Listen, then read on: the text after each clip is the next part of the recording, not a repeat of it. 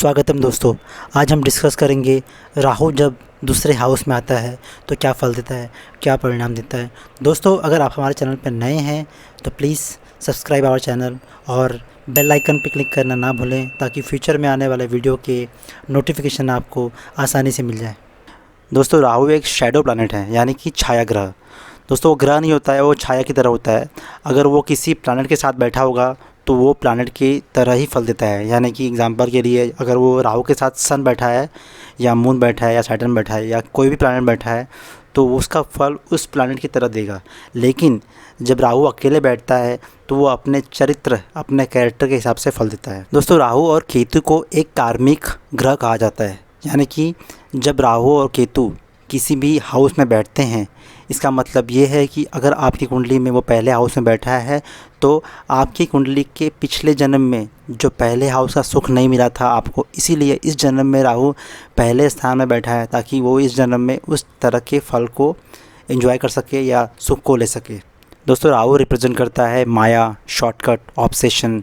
यानी कि लाइफ में कोई भी चीज़ को पाने के लिए राहु किसी भी हद तक जा सकता है। राहु किसी उस हाउस के लिए बहुत ही ज़्यादा ऑब्सेस्ड होता है। वो आपको एक इल्यूजन देता है कि मुझे ये चीज़ पाना है और किसी भी तरह पाना है। तो जब राहु कोई भी चीज़ को पाने के पीछे पड़ जाता है तो वो शॉर्टकट लेता है। वो कोई भी रूल्स सोसाइटी के फॉलो नहीं करता। उसे जो चीज़ चाहिए होता है वो लेके रहता है। दोस्तों, सेकेंड हाउस रिप्रेजेंट करता है आपकी फैमिली को, यानी आपकी बर्थ फैमिली, जहाँ आप पैदा हुए हैं। दूसरा हाउस रिप्रेजेंट करता है आपकी आवाज़ को, आपकी वॉइस को। सेकेंड हाउस रिप्रेजेंट करता है आपके वेल्थ को, आपकी सेविंग्स को। सेकेंड हाउस रिप्रेजेंट करता है आपके बेसिक एजुकेशंस को। दोस्तों, सेकेंड हाउस रिप्रेजेंट करता है आपकी फैमिली को, यानी आप जहाँ पैदा होते हैं, बर्थ फैमिली को। और राहु रिप्रेजेंट करता है अनयूजुअल थिंग को या फॉरेन थिंग्स को जो बैलेंस नहीं है या सोसाइटी से डिफरेंट होती है। तो दोस्तों, जब राहु सेकेंड हाउस में अच्छी पोजीशन में हो या उच्च का हो तो ऐसे जातक जहाँ पैदा होते हैं उससे दूर कहीं फॉरेन में वो उनकी जो बेसिक परवरिश या बेसिक एजुकेशंस फॉरेन में होती है। जैसे कि एग्जांपल के लिए आप इंडिया में पैदा हुए, बाद में आपके डैड की कुछ जॉब लग गई फॉरेन में तो आप फॉरेन में सेटल हो गए कुछ एज तक, यानी एडल्ट एज तक। उसके बाद फिर आप फिर से अपनी कंट्री में आ जाते हैं। लेकिन अगर आपकी कुंडली में राहु नीच का है या ख़राब पोजीशन है तो ऐसा देखा गया है, ऐसे जातक की फैमिली बहुत ही ज़्यादा गरीब होती है। ये सोसाइटी या सिटी के बहुत बाहर रहते हैं और ये लोग जो फैमिली जो डेली लिविंग थिंग के लिए बहुत स्ट्रगल करती है, सफ़र करती है। तो ऐसे जातक की जो बेसिक एजुकेशन बहुत ही ज़्यादा ख़राब होती है। इन्हें बहुत ज़्यादा एफ़र्ट डालना पड़ता है अपने इनिशियल बेसिक एजुकेशन के लिए।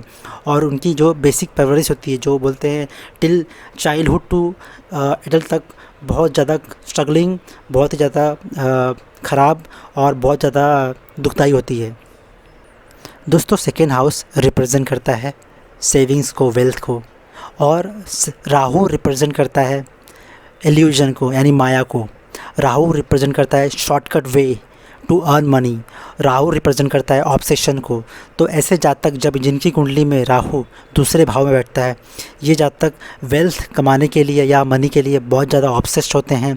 ये हमेशा कोई ना कोई शॉर्टकट वे ढूंढते हैं जिससे वो पैसे कमा सकें।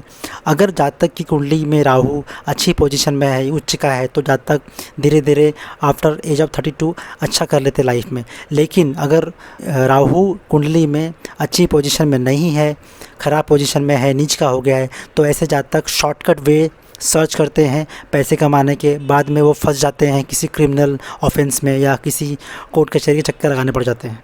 दोस्तों, सेकेंड हाउस रिप्रेजेंट करता है आपकी आवाज़ को, आपकी वाणी को। आप किस तरह से सामने वाले बंदे से बात करते हैं उसे सेकेंड हाउस रिप्रेजेंट करता है। वहीं राहु रिप्रेजेंट करता है ऑब्सेशन को, आपके अनयूजुअल बिहेवियर को। राहु रिप्रेजेंट करता है मटेरियलिस्टिक थिंग को, मोह माया को। तो जब राहु दूसरे भाव में आके बैठता है तो ऐसे जातक अपनी बात मनवाने के लिए सामने वाले बंदे से बड़े प्यार से, बहुत अच्छे से बात करेंगे। या ऐसे जातक जब बात करते हैं तो बात करने में बहुत स्मार्ट होते हैं, लेकिन उनके बोलने में और करने में बहुत फ़र्क होता है। ऐसे जातक हमेशा अपने काम से रिलेटेड चीज़ों के लिए ही बात करते हैं। अगर राहु अच्छी पोजीशन में नहीं है, ख़राब हो गया है या उसकी वो नीच का हो गया है, तो ऐसे जातक को बात करने में प्रॉब्लम होती है, स्टम्बरिंग की इश्यूज़ होती है। दोस्तों जब राहु दूसरे हाउस में बैठता है तो उसकी 5वीं दृष्टि छठे हाउस में पड़ती है और छठा हाउस रिप्रेजेंट करता है एनिमीज़ को, ऑब्स्टिकल्स को, कोर्ट केसेस को, लोन्स को। दोस्तों जब राहु दूसरे हाउस में आके बैठता है तो ऐसे जातक के बहुत ज़्यादा एनिमीज़ होते हैं बिकॉज ऑफ देयर वॉइस। वो जिस तरह से बात करते हैं, जिस तरह से लोगों को कमिटमेंट देते हैं बट पीछे हट जाते हैं, उस नेचर के कारण लोग इनके बन जाते हैं एनिमीज़। और पैसे के पीछे भागने के कारण, यानी उनको हमेशा पैसे अर्न करने का ऑब्सेशन होता है, इसके वजह से ये कभी कभी शॉर्टकट्स ले लेते हैं, जिसके कारण इन्हें फिर से लिटिगेशंस और कोर्ट केसेस में फंस जाना पड़ता है। दोस्तों अगर आपकी कुंडली में राहु दूसरे हाउस में है और अच्छी पोजीशन में नहीं है तो आपको लोन नहीं लेना चाहिए। उसके लिए और भी एस्पेक्ट्स हैं जो आपको देखने चाहिए, बट अगर राहु ख़राब पोजीशन में है दूसरे हाउस में और उसकी दृष्टि छठे हाउस में पड़ती है तो लोन से सावधान रहें, अदरवाइज़ आप लोन नहीं भर पाओगे और आपको बाद में आगे इशू हो सकता है। दोस्तों राहु सेकेंड हाउस में बैठ के उसकी 7वीं दृष्टि 8वें हाउस से पड़ती है, यानी 8वां हाउस डिफ़ाइन करता है हिडन चीज़ों को। और राहु का सेकेंड हाउस में बैठना यानी जातक को पैसे कमाने के लिए वो कुछ भी कर सकता है। तो ऐसे जातक बहुत सारे शॉर्टकट्स लाइफ में ट्राई करते हैं पैसे कमाने के लिए, बट वो मेहनत नहीं करते हैं।